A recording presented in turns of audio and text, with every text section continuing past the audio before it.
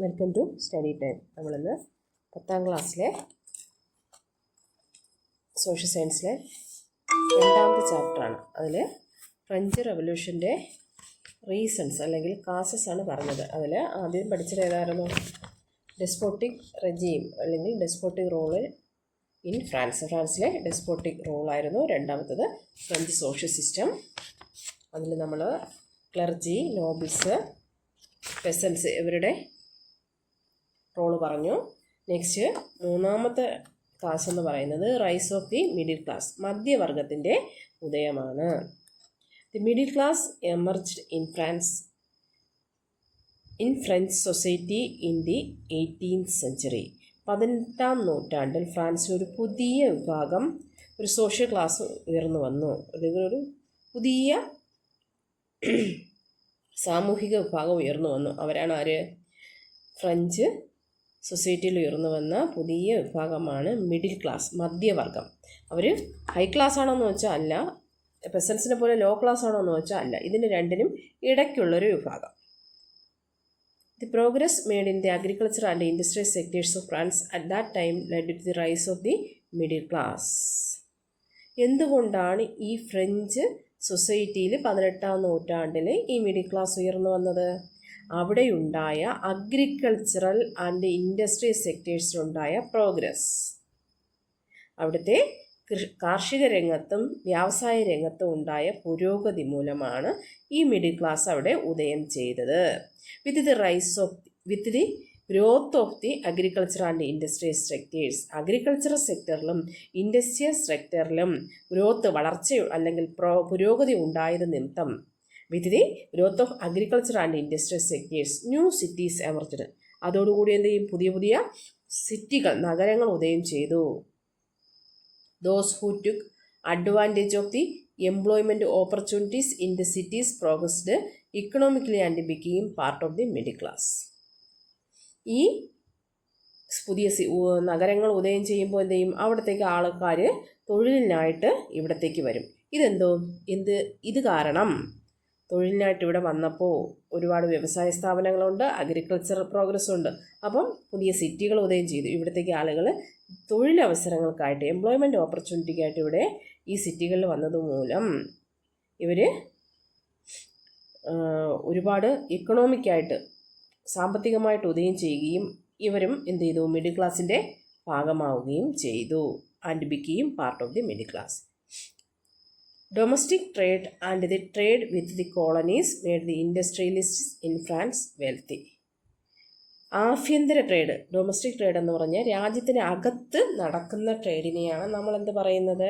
Domestic trade എന്ന് പറയുന്നത്. And the trade with the colonies, കൂടാതെ കോളനികളുമായിട്ടുള്ള, അമേരിക്കൻ കോളനികളുമായിട്ടുള്ള ട്രേഡ് നിമിത്തവും ഫ്രാൻസിലെ വ്യാപാരികളെ, ഇൻഡസ്ട്രിയലിസ്റ്റിനെ എന്ത് ചെയ്തു? അവരെ ഇൻഡസ്ട്രിയലിസ്റ്റ്, വ്യവസായം ചെയ്യുന്ന ആൾക്കാരെ എന്ത് ചെയ്തു? അവർ ഒരുപാട് സമ്പന്നരാവാൻ തുടങ്ങി ഡൊമസ്റ്റിക് ട്രേഡ് നിമിത്തവും. എന്തുകൊണ്ടാണ് ഫ്രാൻസിലെ ഇൻഡസ്ട്രിയലിസ്റ്റ് ഇത്രയും വെൽത്തി ആയത്? വ്യവസായികൾ ഇത്രയും സമ്പന്നരാവാൻ കാരണം ഡൊമസ്റ്റിക് ട്രേഡും ട്രേഡ് വിത്ത് ദി കോളനീസ്, കോളനികളുമായുള്ള ട്രേഡ് നിമിത്തവും ഡൊമസ്റ്റിക് ട്രേഡ് നിമിത്തവും അവിടുത്തെ ഇൻഡസ്ട്രിയലിസ്റ്റ് എന്ത് ചെയ്തു? They were became wealthy. The major ports and cities were under the control of these wealthy people. പ്രധാനപ്പെട്ട തുറമുഖങ്ങളും സിറ്റികളുമെല്ലാം ഈ ഉയർന്നു വന്ന ഈ പ്രധാനപ്പെട്ട സമ്പന്ന വിഭാഗത്തിൻ്റെ കയ്യിലായി. They were also part of the middle class. ഇവരും ആരുടെ ഭാഗമായിരുന്നു? മിഡിൽ ക്ലാസിൻ്റെ ഭാഗമായിരുന്നു. The middle class also formed a influenced doctors, lawyers and bankers. ഇവരിൽ ഉൾപ്പെടുന്ന വിഭാഗമായിരുന്നു doctors, lawyers and bankers. Statement wise question ചോദിക്കാൻ പറ്റുന്നതാണ്. മിഡിൽ ക്ലാസ്സിൽ ഉൾപ്പെട്ടിരുന്ന വിഭാഗങ്ങൾ ആരൊക്കെയായിരുന്നു എന്ന് തന്നിട്ട് ചോദിക്കും. ഇത് ശരിയാണോ? ചിലപ്പോൾ നിങ്ങൾ വിചാരിക്കും ഈ ഫാക്റ്റുകൾ കറക്റ്റ് മനസ്സിലാക്കിയിട്ടില്ലാത്ത ഒരു സ്റ്റുഡൻറ്റ് വിചാരിക്കും ഡോക്ടേഴ്സും ലോയേഴ്സും ബാങ്കേഴ്സും അല്ലേ, അവരൊക്കെ എന്താ ഹൈ ക്ലാസ് ആണെന്ന് വിചാരിക്കും. അല്ല, അവർ മിഡിൽ ക്ലാസ്സിൻ്റെ ഭാഗമാണ്. മിഡിൽ ക്ലാസ്സിൻ്റെ ഭാഗമായവരിൽ ഡോക്ടേഴ്സ് ഉണ്ടായിരുന്നു, ലോയേഴ്സ് ഉണ്ടായിരുന്നു, ബാങ്കേഴ്സ് ഉണ്ടായിരുന്നു.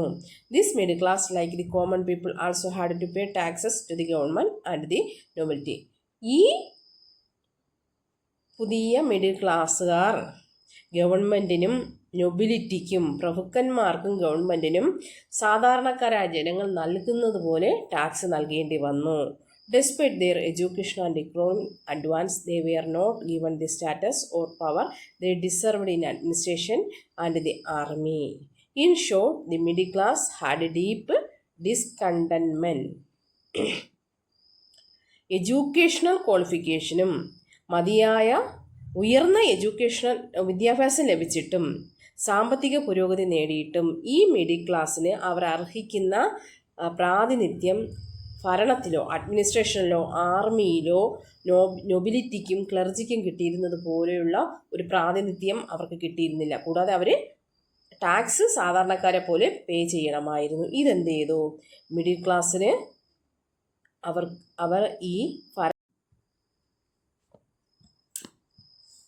the middle class, like the common people, also had to pay taxes on the government and the taxes to the government and the nobility. ഈ മിഡിൽ ക്ലാസ് ഗവൺമെൻറ്റിനും നൊബിലിറ്റിക്കും പ്രഭുക്കന്മാർക്കും സാധാരണക്കാർ പേ ചെയ്യുന്നത് പോലെയുള്ള tax നൽകണമായിരുന്നു. Despite their education and economic advancement, they were not given the status or power they deserved in the administration and the army.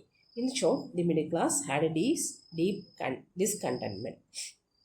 എന്തുകൊണ്ടാണ് ഈ middle class French ഭരണത്തിൽ അസംതൃപ്തി തോന്നിയത് എന്നാണ് പറയാൻ പോകുന്നത്.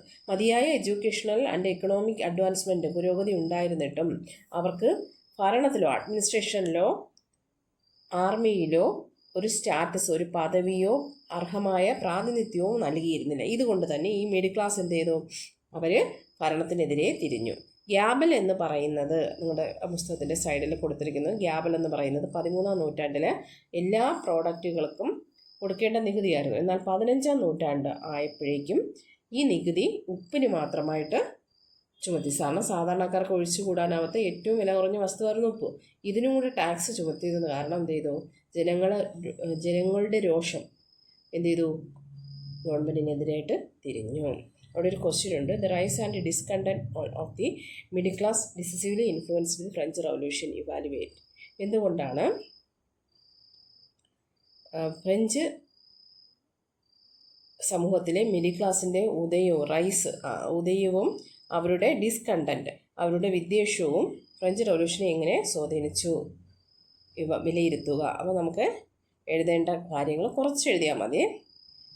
ഷോർട്ട് നോട്ടായിട്ടേ ചോദിക്കുകയുള്ളൂ. The progress made in the agriculture and industrial sectors of France at that time led to the rise of middle class.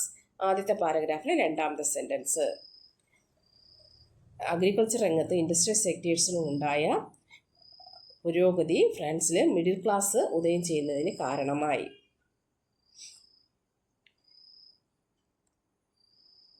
In 18th century, a new cities emerged. പുതിയ സിറ്റികൾ ഉദയം ചെയ്തു.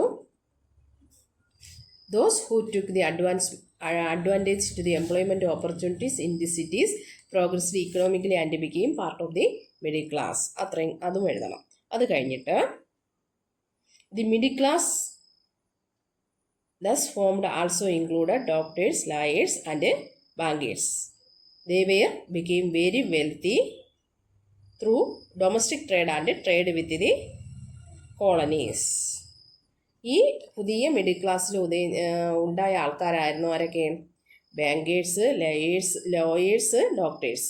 ഇവർ ഡൊമസ്റ്റിക് ട്രേഡ് നിമിത്തവും കോളനികളുമായ trade നിമിത്തവും വളരെ wealthy ആയിരുന്നു. Despite their education and economic advancement, they were not given the status or power they deserved in the administration and in the army. അവർക്ക് മതിയായ പ്രാതിനിധ്യം ലഭിച്ചിരുന്നില്ല. അതുകൊണ്ട് തന്നെ അവർ എഡ്യൂക്കേഷൻ ക്വാളിഫിക്കേഷൻ, ഇക്കണോമിക് പ്രോഗ്രസ് ഉണ്ടായിട്ടും അവർക്ക് ആർമിയിലോ ഭരണത്തിലോ മതിയായ സ്റ്റാറ്റസും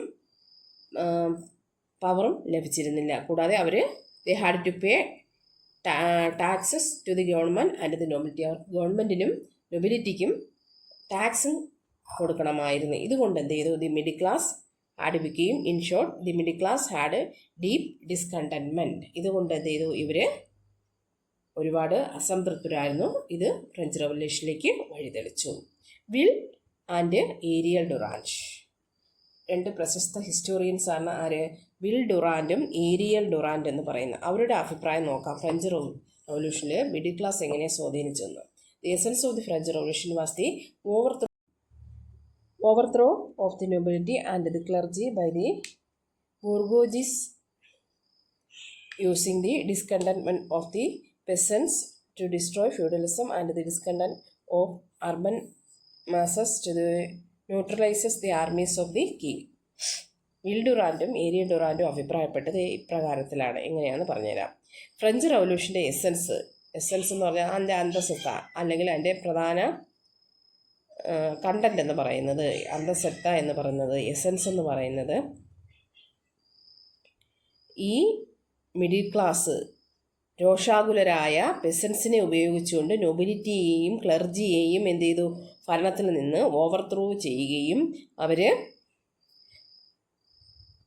സിറ്റികളിലെ ജനങ്ങളെ ഉപയോഗിച്ചുകൊണ്ട് ഫ്യൂഡലിസത്തെയും ഡിസ്ട്രോയ് ചെയ്യുകയും ആർമിയിലെ രാജാവിൻ്റെ സൈന്യത്തെ അവരെന്ത് ചെയ്തു? സിറ്റിയിലെ ജനങ്ങളെ ഉപയോഗിച്ചുകൊണ്ട് ന്യൂട്രലൈസ് ചെയ്യുകയും ചെയ്തു. അവരെ ആ ആർമിയെ ഇല്ലാതാക്കുകയും ചെയ്തു. ഇതിലൂടെ എന്ത് ചെയ്തു? ഫ്രഞ്ച്